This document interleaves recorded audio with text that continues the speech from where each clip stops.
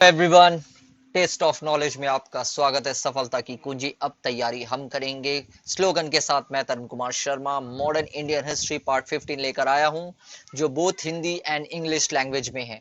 लेकिन आगे बढ़ने से पहले टेस्ट ऑफ नॉलेज की तरफ से जो टाइम सेट किया गया है वो देख लेते हैं। मॉर्निंग 4 AM, सुबह के 4 बजे करंट अफेयर जो हिंदी और इंग्लिश दोनों लैंग्वेज में होता है। दोपहर के 12 बजे इंडियन पॉलिटी जो आज से शुरू हो चुकी है। Evening 7 PM banking system.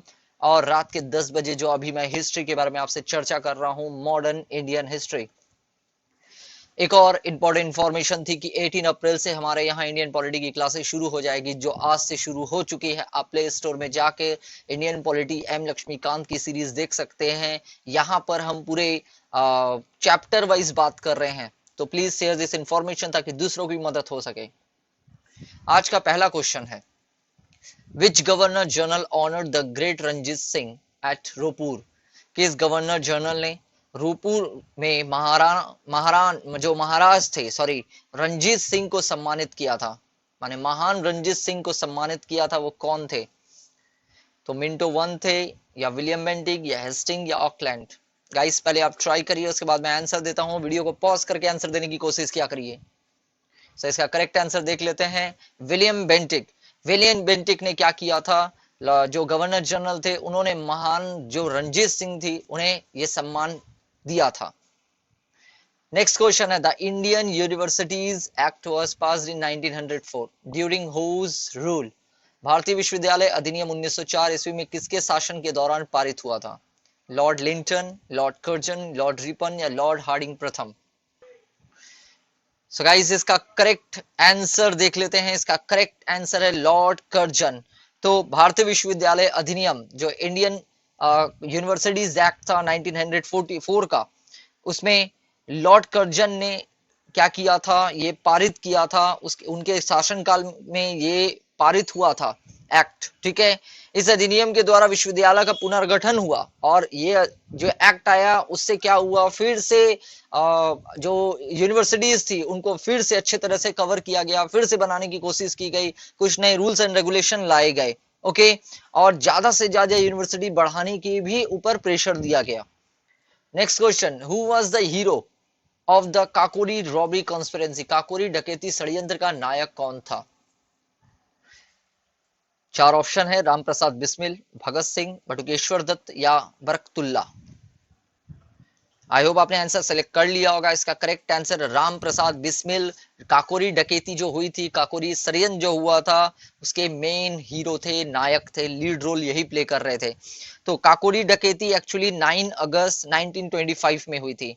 आप डेट को नोट डाउन करिए, 9 अगस्त 1925, 9 अगस्त 1925। उसके जो नायक थे राम प्रसाद बिस्मिल थे। ये एक्चुअली मैं अगर घटना की बात करूं तो ये घटना उत्तर प्रदेश के एक जगह है काकोरी। उत्तर प्रदेश में एक जगह है, जगह का नाम है काकोरी, पर हुई थी, ठीक है। तो जगह का नाम आपको याद रखना है, काकोरी। और कहाँ है ये उत्तर प्रदेश में है। तो ऑप्शन अगर मैं क्वेश्चन बनाऊं एज ए एग्जामिन, अगर मैं, तो मैं भी क्वेश्चन बना सकता हूं कि काकोरी कहां पर है। तो चार ऑप्शन दे दूंगा, उत्तर प्रदेश, बिहार, झारखंड, या छत्तीसगढ़। तो उस टाइम पे कंफ्यूजन होगा आपको, इसीलिए मैं कह रहा हूं आपको हर कुछ याद रखना है। तो इसमें क्या था, रामप्रसाद बिस्मिल के नेतृत्व में 10 लोगों ने रेल के डिब्बे जो थे, माने अंग्रेजों के खजाने वाले डिब्बे जा रहे थे, ओके। रेल जा रही थी, उसमें 10 डिब्बे ऐसे थे जिसमें खजाने थे अंग्रेजों के, और उसको लूट लिया इन लोगों ने। यही था काकोरी केस, ठीक है। और इस घटना में क्या हुआ, काकोरी, और ये घटना एक्चुअली हुई थी काकोरी रेलवे स्टेशन के वहां पर, ठीक है। माने रेलवे स्टेशन आने के पहले वो काकोरी एरिया पड़ता था, वहां पर इन्होंने क्या किया, जाके लूट लिया। इसीलिए इस जो षड्यंत्र है, ये जो रॉबरी हुई, इसका नाम दे दिया गया काकोरी, ओके। काकोरी डकैती क्यों नाम दिया गया, क्लियर हो गया? आई होप क्लियर है। इस घटना के उपरांत क्या हुआ, रामप्रसाद बिस्मिल पर मुकदमा चलाया गया। जैसे ये घटना हो गई तो रामप्रसाद बिस्मिल के ऊपर क्या किया गया, एक केस चला दिया गया, केस किया गया, और उनको मौत की सजा दी गई, मृत्यु दंड की सजा दी गई, उन्हें फांसी की सजा हो गई, okay. Next question, where was the joint session of Congress and Muslim League held in 1916? Congress और मुस्लिम लीग का संयुक्त सेशन 1916 में कहां हुआ था? दिल्ली में, कानपुर में, लखनऊ, ये मद्रास में? गाइस चार ऑप्शन दिए गए हैं, क्विक ट्राई करिए, दिल्ली, कानपुर, लखनऊ, या मद्रास। आई होप आपने आंसर सेलेक्ट कर लिया होगा। इसका करेक्ट आंसर है लखनऊ। कांग्रेस और मुस्लिम लीग जो थे वो संयुक्त जो बैठक हुई थी, सेशन जो हुआ था उनका ज्वाइंट सेशन, वो 1916 में हुआ था। और ये कहाँ हुआ था? ये लखनऊ में हुआ था। इसीलिए इसको क्या नाम दे देते हैं? लखनऊ समझौता, लखनऊ पैक्ट। तो अगर आपसे कोई पूछे कि लखनऊ पैक्ट कब हुआ था, तो आप बोलेंगे 1916, 1916। अगर आपको कोई बोले 1916 में हिंदू माने कांग्रेस और मुस्लिम के बीच में जो ज्वाइंट सेशन हुआ था, वो क्या कहाँ हुआ था, आप बोलेंगे लखनऊ में हुआ था। ठीक है, तो आई होप ये भी क्लियर हुआ होगा। इसमें क्या था कि जो बाल गंगाधर तिलक थे और मोहम्मद अली जिन्ना, दोनों के बीच में क्या हुआ था? डील हुई थी। तो कौन कौन थे? बाल गंगाधर तिलक और मोहम्मद अली जिन्ना के बीच में डील हो गई थी। और ये क्या था? इसे समझौते से उदारवादी और गर्मदली गुटों का फिर से मेल हो गया।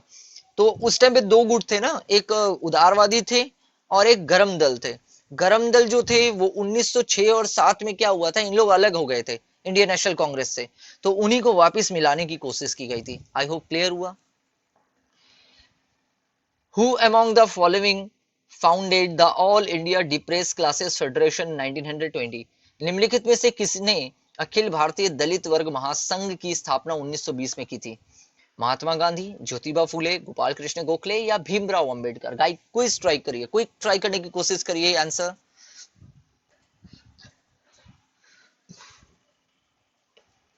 आई होप आपने आंसर सेलेक्ट कर लिया होगा। इसका करेक्ट आंसर है भीमराव अंबेडकर। देखिए, दलित वर्ग कहीं पे भी आएगा, डिप्रेस क्लास कहीं पे भी आएगा, तो आप समझ लेना वो भीमराव अंबेडकर ही होंगे। ठीक है, तो यहाँ क्या है, भीमराव अंबेडकर ने अखिल भारतीय दलित वर्ग महासंघ, जो आप देख रहे हैं all India depress classes federation, उसको क्या किया? उसकी स्थापना की कब? उसको स्टैब्लिश किया 1920 में। ठीक है, और इसका मुख्य उद्देश्य क्या था? इसका मेन मोटो क्या था? जो दलित थे, जो डिप्रेस क्लास थे, उसको समाज के मुख्य धारा से जोड़ना था, माने उनको भी समाज में इन्वॉल्व करवाना था। क्योंकि उस टाइम पे छुआछूत या फिर जो अनटचेबिलिटी टचेबिलिटी वाला जो प्रोसेस चल रहा था, ये सारा का सारा जो प्रॉब्लम था उसको हटाने के लिए भीमराव अंबेडकर ने इसकी स्थापना की थी, ये फेडरेशन बना लिया था। अब क्या हुआ कि दलितों के सबसे बड़े जो सामाजिक चेहरों में जो भीमराव अंबेडकर का प्रमुख जाना जाता है। अगर आपको कोई बोल दे कि मेन लीडर कौन हुआ करते थे दलितों के, माने डिप्रेस क्लासेस के, तो आपका आंसर हमेशा होना चाहिए भीमराव अंबेडकर। ठीक है, ऐसा क्यों?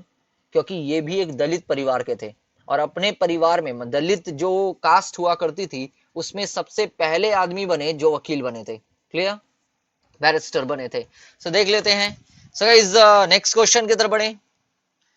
नेक्स्ट क्वेश्चन है इसका, Which of the following places was not an important center in the revolt of 1857? निम्नलिखित में से कौन सा स्थान 1857 के विद्रोह में महत्वपूर्ण केंद्र नहीं था? देखिए बोल रहा है नहीं था, नॉट, तो आपको ये लाइन पर ध्यान देना है।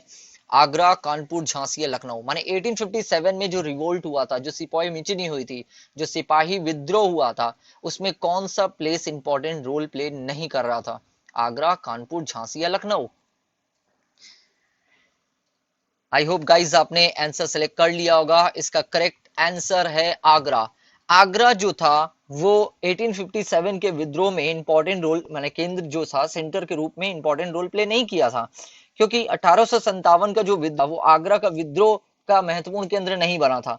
क्योंकि ये मेरठ, कानपुर, जो मैं बोल रहा हूं उसको नोट डाउन करिएगा, मेरठ, कानपुर, बरेली, झांसी, दिल्ली और अवध जो थे वो इसके महत्वपूर्ण केंद्र बने थे, इंपॉर्टेंट सेंटर बने थे। मैं फिर से कह रहा हूं, नोट डाउन करिएगा, ये क्वेश्चन बनेगा। पहला आपका कानपुर, मेरठ, कानपुर, बरेली, झांसी, दिल्ली और अवध, ये 6 प्लेसेस जो थे, 6 प्लेसेस जो थे, वो इंपॉर्टेंट सेंटर बने थे 1857 की क्रांति के दौरान। ठीक है, मेरठ में क्या हुआ था कि सैनिकों का जो ये था, माने सैनिक लोग थे। कानपुर में कौन था? नाना साहेब थे। ओके, नाना साहेब को धोंधू पंत भी बुलाया जाता है। क्या बुलाया जाता है? धोधू पंत। ओके, बरेली में खान बहादुर बैठे हुए थे। इसको नोट डाउन करते रहिएगा, जो जो मैं कह रहा हूं, पेन पेपर लेके बैठिए। ओके, तो मेरठ में कौन थे? सैनिक थे। कानपुर में कौन थे? नाना साहेब थे और धोधू पंत थे। बरेली में कौन था जो विद्रोह कर रहा था? खान बहादुर थे। झांसी में कौन थी? रानी लक्ष्मीबाई विद्रोह कर रही थी। और दिल्ली में कौन था? बहादुर शाह जफर सेकंड। बहादुर शाह जफर सेकंड, द्वितीय, वो क्या कर रहे थे? विरोध कर रहे थे। इसका मतलब आप ये कंटिन्यू प्लेस देखे जा रहे हैं, तो एक प्लेस बच गया है, वो आपको बताना है वहां पर कौन था। देखिए मैंने 6 प्लेस के नाम लिए, मेरठ, कानपुर, बरेली, झांसी, दिल्ली और अवध। इसमें मैंने मेरठ, कानपुर, बरेली, झांसी, दिल्ली तो बताया, लेकिन आप कहीं देखिए अवध के बारे में मैंने नहीं कहा। इसका मतलब है आपका ये होमवर्क है कि अवध में कौन रोल प्ले कर रहा था। नेक्स्ट देख लेते हैं, which of the following is known as the frontier Gandhi. निम्न में से किसे सीमांत गांधी के नाम से भी जाना जाता है? खान अब्दुल गफर खान, खान साहेब, चौधरी शौकत उल्ला, लियाकत अली खान। तो देख लेते हैं इसका करेक्ट आंसर। आई होप आपने आंसर सेलेक्ट किया होगा। इसका करेक्ट आंसर है खान अब्दुल गफर खान। खान अब्दुल गफर खान को सीमांत गांधी के नाम से भी जाना जाता है, फ्रंटियर गांधी के नाम से भी जाना जाता है।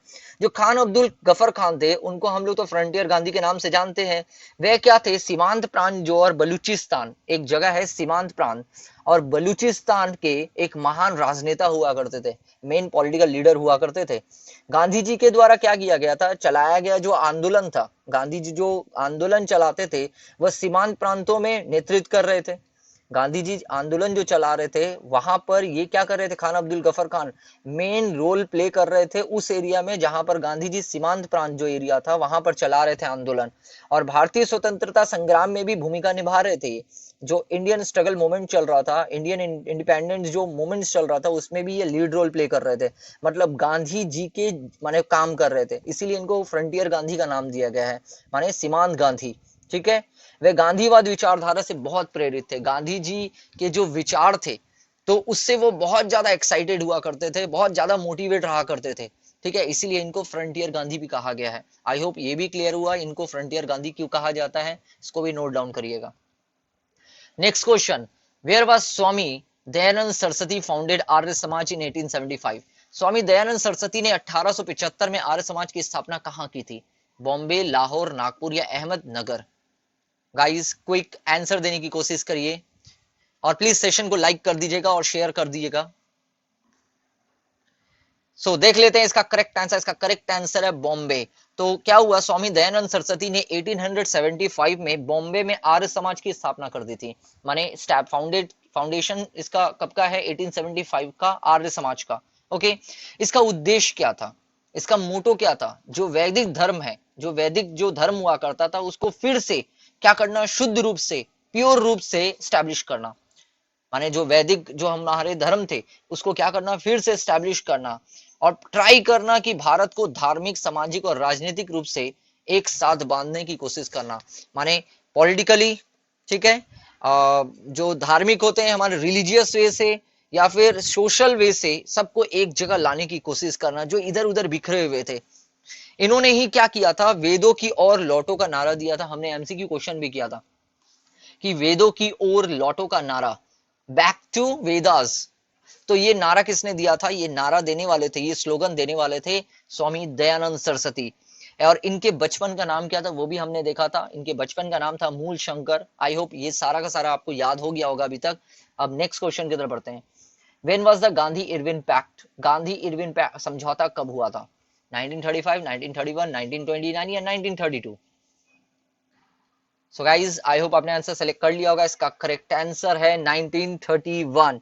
गांधी इरविन समझौता, गांधी इरविन पैक्ट कब का हुआ था? ये 5 मार्च 5 मार्च 1931 में हुआ था। डेट नोट करिएगा, 5 मार्च 1931 दिल्ली में हुआ था। ये भी आपको नोट डाउन करना है। तो गांधी इरविन समझौता, गांधी इरविन पैक्ट 5 मार्च 1931 में हुआ था। ये कहां हुआ था? दिल्ली में हुआ था। इसीलिए इसे एक और नाम से जाना जाता है, गांधी इरविन पैक्ट को इसे कहा जाता है दिल्ली समझौता। ओके, दिल्ली समझौता के नाम से भी इसे जाना जाता है। माने दिल्ली, आपको आई होप क्लियर हुआ होगा, दिल्ली समझौता। और इंग्लिश में क्या कहेंगे? दिल्ली एग्रीमेंट बोल सकते हैं आप, या दिल्ली पैक्ट बोल सकते हैं आप। ठीक है, तो इसको नोट डाउन करिएगा। सेकंड जो राउंड टेबल कॉन्फ्रेंस हुई थी उसमें जो पहले लॉर्ड इरविन और गांधी के बीच में एक राजनीतिक समझौता हुआ था। ठीक है, जब सेकंड राउंड टेबल कॉन्फ्रेंस होने वाली थी उससे पहले क्या हुआ था कि गांधी जी और इरविन, जो लॉर्ड इरविन थे उस समय वॉइसरॉय हुआ करते थे, तो उनके बीच में एक डील हुई, वो भी पॉलिटिकल डील हुई। और इस समझौते के बाद क्या हुआ कि गांधी जी ने सविनय अवज्ञा आंदोलन जो था वो स्टार्ट कर दिया। माने सिविल डिसोबीडियंस मूवमेंट की शुरुआत कर दी। क्यों? क्योंकि वो गांधी जी वहां गए, इसके पीछे बहुत लंबी चौड़ी हिस्ट्री है, स्टोरी है। मैं थोड़ा सा बता दूं आपको। गांधी जी जब इरविन से समझौता किए कि मुझे ये डिमांड फुलफिल करवाइए, तो इरविन मान गए और फिर उन लोग इंग्लैंड चल गए। इंग्लैंड जब गए गए सेकेंड राउंड टेबल कॉन्फ्रेंस में, क्योंकि गांधी जी नहीं जा रहे थे, तो उनको लेके जाने के लिए ये सारा नाटक हुआ। वहां जब गए तो वहां पर एक थे विल्सन चर्चिल। उन्होंने गांधी जी को कहा अर्धनंगा फकीर, half naked man, because Gandhi ji dhoti उती पहन कर गए थे, तो गांधी जी को बहुत खराब लगा। तो उसके ऊपर गांधी जी ने कुछ नहीं कहा। उसके बाद फिर गांधी जी के जितने भी डिमांड थे उसे इग्नोर कर दिया गया, जबकि इंडिया में एग्री हुए सब लोग, लेकिन वहां जाने के बाद इग्नोर कर दिया गया और गांधी जी वहां गुस्सा हो गए और गांधी जी वहां पर ये प्रतिज्ञा ले लेते हैं कि मैं जब भारत जाऊंगा तो भारत जाने के बाद वहां पर एक बहुत बड़ा प्रोटेस्ट करूंगा, मैं एक विरोध करूंगा, वहां एक मेरे तरफ से एक प्रोटेस्ट होगा बहुत बड़ा। तो जब वो आते हैं तो एक एयरपोर्ट होता है, उस एयरपोर्ट का नाम क्या है, जब गांधी जी वहां पर आते हैं तो वहां पर क्या होता है, गांधी जी को गिरफ्तार कर लिया जाता है। ये सारी स्टोरी है और गांधी जी को जेल में डाल दिया जाता है। वो जेल का नाम होता है यरवदा जेल। ठीक है, उसके बाद बी आर अम्बेडकर के साथ गांधी जी की डील होती है। ये बहुत सारा मुद्दा हम लोग जब लेक्चर को अच्छे तरह से जब कवर करेंगे, जैसे अब इंडियन पॉलिटी की क्लासेस शुरू हो चुकी है, वैसे जब मैं हिस्ट्री की क्लासेस शुरू करूंगा हर एक पॉइंट आपको बताऊंगा कि कैसे कैसे स्टोरी आगे गई थी। अभी तक यही रखते हैं। तो गांधी इरविन समझौता कब हुआ था? 1931 में। और ये क्या हुआ था कि गांधी जी जब लौटे थे तो उसके बाद एक आंदोलन चला लिए थे, बस आपको ये याद रखना है। Who was the author of the play Neel Darpan, which show the revolt against the cultivators of indigo? नील की खेती करने वालों के विरुद्ध विद्रोह को प्रदर्शित करने वाले नाटक नील दर्पण के लेखक कौन थे? दीनबंधु मित्र, बंकिम चंद्र चटर्जी, रविन्द्रनाथ टैगोर या नवीन चंद्र सेन? आई होप आपने आंसर सेलेक्ट कर लिया होगा। इसका करेक्ट आंसर है दीनबंधु मित्र। नील की खेती करने वाले जो आपका जो रिवोल्ट होता है, इंडिगो जो होता है जिसको नील बोलते हैं हम लोग, इंडिगो कल्टीवेशन की जो खेती करते थे उन लोग, उसके विरोध को माने विरोध में जो प्रदर्शन चल रहा था, ठीक है, वो उसके जो लेखक थे वो थे नील, जो माने जो लेखक थे वो नील दर्पण के लेखक थे दीनबंधु मित्र। ये बांग्ला का प्रसिद्ध नाटक हुआ करता था उस समय। ठीक है, तो मेन स्टोरी क्या है, नील की खेती करने वालों के विरोध में विद्रोह को प्रदर्शित करने वाले नाटक। ठीक है, ये आपको याद रखना है कि जो नील की खेती कर रहे थे लोग, उसके विरोध में जो प्रदर्शन चल रहा था उसको, उसके ऊपर एक नाटक तैयार किया गया, उसी का नाम दिया गया नील दर्पण। ठीक है, और ये किसने किया था? दीनबंधु मित्र ने किया था। ये बांग्ला का प्रसिद्ध नाटक हुआ करता था, बंगाली में, और इसकी जो रचना हुई थी, इसको बनाया गया था एक्चुअली, इस नील दर्पण जो था नाटक, वो 1858 से 1859 में बनाया गया था। ये डेट भी बहुत बार पूछा गया है। ठीक है, तो ये बंगाली रंगमंच के विकास का अग्रदूत भी कहा जाता है। माने जो बंगाली नाटक हुआ करता था उसमें बहुत अच्छा नाटक माना जाता है।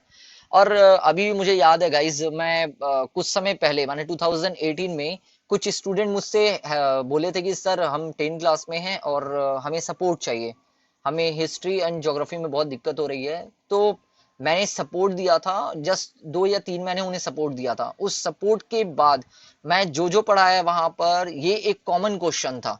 ठीक है, कि नील की खेती, अब आप समझ रहे हैं कि जब क्लास 10 पूछ रहा है, यहां तक यूपीएससी ने इस तरह के क्वेश्चन को पूछ लिया, तब आपके लिए तो बहुत ज्यादा इंपॉर्टेंट हो जाता है। ठीक है, तो मैं आपसे रिक्वेस्ट करूंगा कि ये जो नील दर्पण, उसके बारे में आप डिटेल में पढ़िए, आखिर ये था क्या। क्योंकि सिर्फ यही क्वेश्चन नहीं आएगा कि नील दर्पण किसने बनाया, इससे रिलेटेड जितने भी क्वेश्चन बन सकते हैं वो हर एक क्वेश्चन आपके लिए इंपॉर्टेंट हो जाएंगे। ठीक है, क्योंकि ये इंडिगो रिवोल्ट का मामला था। सो गाइज, आज का क्विज टाइम स्टार्ट करते हैं। The first newspaper which was publish in India, पहला अखबार जो भारत में प्रकाशित हुआ था।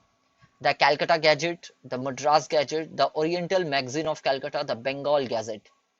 तो पहला जो अखबार भारत में सबसे पहले पब्लिश हुआ था, प्रकाशित हुआ था, उसका नाम क्या है आपको कमेंट बॉक्स में बताना है। Next question, the Portuguese establish there first factory under which king of the Indian state. पुर्तगालियों ने अपना पहला कारखाना भारतीय राज्य के किस राजा के अधीन स्थापित किया था? कालीकट, कोचीन, दमन या बीजापुर? 4 ऑप्शन है, कमेंट बॉक्स में बताना है। सो गाइज, आज का सेशन आपको कैसा लगा? अगर पसंद आया तो प्लीज लाइक करना ना भूलें। जितने क्वेश्चन पूछे गए हैं कमेंट बॉक्स पर आंसर देने की कोशिश करिए और मुझसे कनेक्ट होने की कोशिश करिए। ज्यादा से ज्यादा शेयर करिए ताकि दूसरों के पास भी ये नॉलेज पहुंच सके। और पीडीएफ की लिंक डिस्क्रिप्शन बॉक्स में दी गई है, आप वहां जाकर फ्री ऑफ कॉस्ट हमारे टेलीग्राम चैनल से पीडीएफ को डाउनलोड कर सकते हैं और चैनल को आप ज्वाइन भी कर सकते हैं। So guys, thanks for watching.